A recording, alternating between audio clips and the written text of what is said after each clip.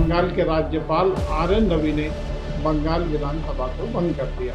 ममता दीदी बोली कि मैं मुख्यमंत्री पद से इस्तीफा नहीं दूंगी, क्योंकि मैं तो अजर अमर मुख्यमंत्री हूँ। क्या धज्जियां उड़ाई है ममता दीदी ने लोकतंत्र की। हार की जिम्मेदारी कौन ले? ना बुआ ले रही, ना भतीजा। क्या होगा आखिर इस टीएमसी पार्टी का? लोकतंत्र में जनता सब देखती है। उसे सिर्फ और सिर्फ एक अवसर मिलना चाहिए।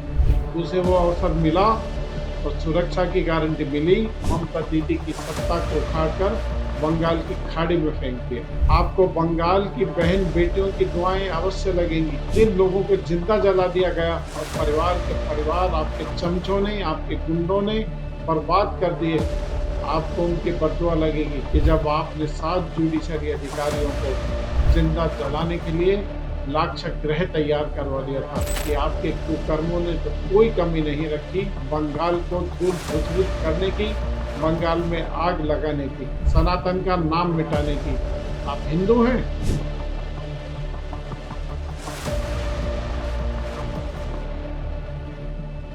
दोस्तों, बात आमजन की विशेष में आप सबको रमेश अग्रवाल का नमस्कार।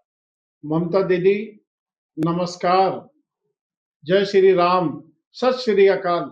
हाय हाय, ये मैं क्या कह गए ममता दीदी? आपके कान तो ये सुनने के बिल्कुल आदि नहीं है। अच्छा, सॉरी। सलाम वालेकुम, आदाब अर्ज। अब तो आपके कलेजे को ठंडक मिल गई होगी ना। जय श्री राम के नारे सुनते ही आपकी छाती छलनी होती थी। और आखिर सलाम वालेकुम और आदाब अर्ज वाले बांग्लादेशी आपको ले डूबे। 4 मई 2026 को बंगाल विधानसभा के चुनाव के रिजल्ट आ गए थे। बंगाल की कुल 294 सीट में से 80 सीटें ममता दीदी और उसकी पार्टी टीएमसी ने जीती और 208 सीटें भारतीय जनता पार्टी ने। और इसके बाद बंगाल के राज्यपाल आर.एन. रवि ने बंगाल विधानसभा को भंग कर दिया और ममता दीदी के मंत्रिमंडल को सत्ता से बाहर कर दिया। और हमारी ममता दीदी बोली कि मैं मुख्यमंत्री पद से इस्तीफा नहीं दूंगी, क्योंकि मैं तो अजर अमर मुख्यमंत्री हूं और मुख्यमंत्री का पट्टा लिखवा के लाई हूं ऊपर से। क्या मजाक है लोकतंत्र में। क्या धज्जियां उड़ाई है ममता दीदी ने लोकतंत्र की। बंगाल विधानसभा चुनाव के परिणाम के बाद ममता दीदी बंगाल की मुख्यमंत्री नहीं रही। बंगाल के राज्यपाल आर.एन. रवि ने विधानसभा को भंग कर दिया।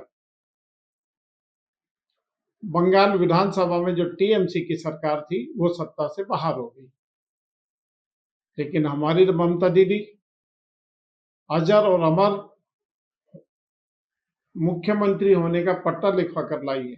वो बोली, मैं मुख्यमंत्री पद से इस्तीफा नहीं दूंगी, मैं हारी नहीं हूं, मैं तो हार ही नहीं सकती, कोई मेरा क्या कर लेगा। है कितना बड़ा मजाक लोकतंत्र में। अभिषेक बैनर्जी अभी भी टीएमसी के राष्ट्रीय महासचिव है, भले ही ये पार्टी एक ही राज्य में सिमटी हो। हार की जिम्मेदारी कौन ले? ना बुआ ले रही, ना भतीजा। क्या होगा आखिर इस टीएमसी पार्टी का? मेरे ख्याल में बंगाल में बहुत से तीर्थ स्थान है, वहां बुआ भतीजों को जाकर भजन कीर्तन प्रारंभ करना चाहिए। हो सकता है भगवान उनकी सुन ले और अगली विधानसभा में कुछ लौटने की उनकी संभावनाएं बन जाए। ममता दीदी 15 साल में सत्ता से बाहर हो गई। ऐसा कौन सा घोटाला है जो बुआ भतीजों ने सत्ता में रहते हुए सत्ता में नहीं किया हो? उनके कटबनीबाज और उनके गुंडों ने, लुच्चों ने, लफंगों ने बंगाल में आतंक नहीं मचाया हो। बंगाल के राज कार्य संपादन में जितनी बेईमानी ममता दीदी और उनका भतीजा कर सकते थे, उन्होंने पुरजोर तरीके से वो बेईमानी और वो व्यभिचार और वो भ्रष्टाचार बंगाल की सत्ता में रहकर किया। मित्रों, लोकतंत्र में जनता सब देखती है। उसे सिर्फ और सिर्फ एक अवसर मिलना चाहिए। उसे वो अवसर मिला और सुरक्षा की गारंटी मिली और वह सत्ता में बैठी हुई आताताई सरकार को उखाड़ कर फेंक देती है। चाहे वो कितनी ही शक्तिशाली सरकार हो। यही हुआ बंगाल में ममता दीदी के साथ भी। बंगाल की जनता ने ही नहीं, बंगाल के भद्र पुरुष माने जाने वाले लोगों ने भी ममता दीदी की सत्ता को उखाड़कर बंगाल की खाड़ी में फेंक दिया। 2021 के विधानसभा चुनाव में बंगाल की जनता को सुरक्षा की गारंटी नहीं मिली थी। अगर ये सुरक्षा की गारंटी 2021 में मिलती तो उसी समय बंगाल की जनता ममता दीदी की सरकार को सत्ता से उखाड़ फेंकती। बंगाल के आम जन ने वो कर दिखाया जो शायद बीजेपी को भी कल्पना नहीं थी। उन्होंने एक आतताई सरकार को उखाड़कर फेंक दिया। हाँ, वरिष्ठ पत्रकार भाऊ तोरशेखर फरवरी 2026 से ही बार बार ये कह रहे थे कि ममता दीदी या उनकी टीएमसी 80 से ऊपर सीटें नहीं जीत पाएंगी। आखिर उनका सत्ता को और आम आदमी का पढ़ने का अपना ढंग है। इस बात के लिए उनको लाख लाख बधाई और धन्यवाद। बंगाल में ममता दीदी की स्थिति 1977 में आई औजार फिल्म के उस गाने की तरह हो गई कि इस दिल के टुकड़े हजार हुए, कोई यहाँ गिरा कोई वहां गिरा। ममता दीदी के चूहे जहाज डूबता हुआ देखकर और उसका आभास होते ही जैसे ही जहाज डूबने लगा तो उस जहाज में से चूहे कूद कूद कर इधर उधर भागने लगे। ममता दीदी, हमारे राजस्थान के शहर अलवर में प्रतिवर्ष एक नाटक होता है भर्तृहरि। ये पारसी शैली का एक नाटक है। इस नाटक के एक दृश्य में रानी पिंगला अपने पति भर्तृहरि को ढूंढने के लिए जंगल में जाती है। उस जंगल में जब बहुत से राक्षस और राक्षसनियां निवास करते हैं। जब रानी पिंगला जंगल में पहुंचती है तो देखती है कि वहां राक्षस और राक्षसनियां बड़े जोर से नृत्य कर रहे हैं। अम्बाला डम्बाला हो बीच सड़क में काला हो, अम्बाला डम्बाला हो बीच सड़क में काला हो। और ऐसा ही आभास ममता दीदी की बंगाल में एक पब्लिक मीटिंग में उनको सुनकर हुआ। ममता दीदी बोल रही थी अम्बा अम्बा डम्बा डम्बा खम्बा खम्बा, पता नहीं क्या क्या बोल रही थी। ये उस समय मेरे लिए शोध का विषय था। मैंने इसकी शोध की तो पाया कि ये राक्षसों के नृत्य की एक स्टाइल है। मित्रों, मैंने बंगाल विधानसभा चुनाव पर जो अपने 2-3 एपिसोड प्रसारित किए उनमें आपने ध्यान दिया होगा, मैंने कहा था कि ममता दीदी, आपको बंगाल की जनता की बद्दुआएं अवश्य लगेगी, आपको बंगाल की बहन बेटियों की दुआएं अवश्य लगेंगी।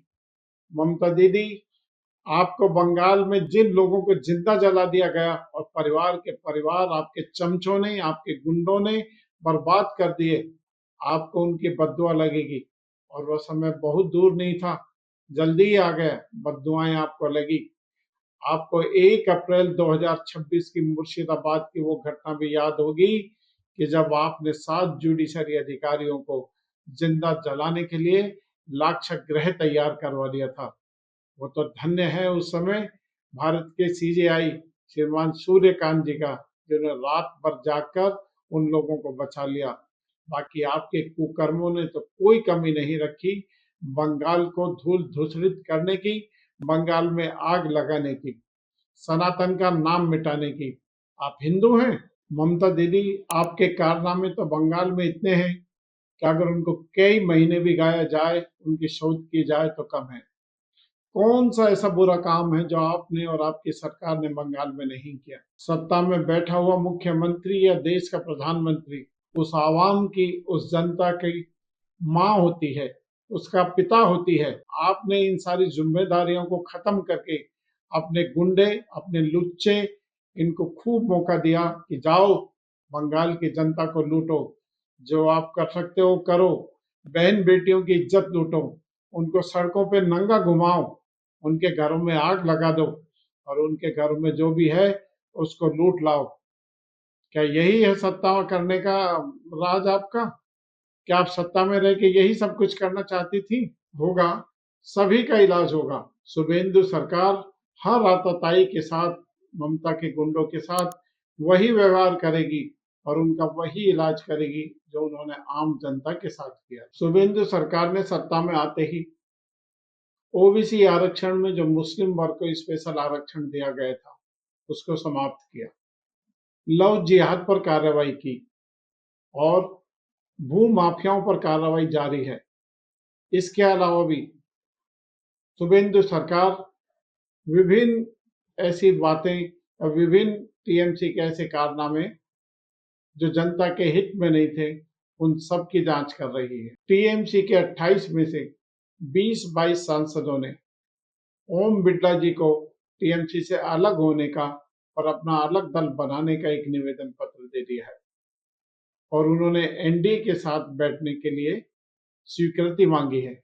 इसी प्रकार बंगाल विधानसभा में जो टीएमसी के 80 विधायक जीते, उनमें से भी 58 से 60 विधायक बीजेपी में प्रवेश का दरवाजा खटखटा रहे हैं। मुझे लगता है आने वाले भविष्य में टीएमसी में सिर्फ बुआ और भतीजे ही रह जाएंगे, और वो भी अपने आलीशान महलों में नहीं बल्कि जेल में।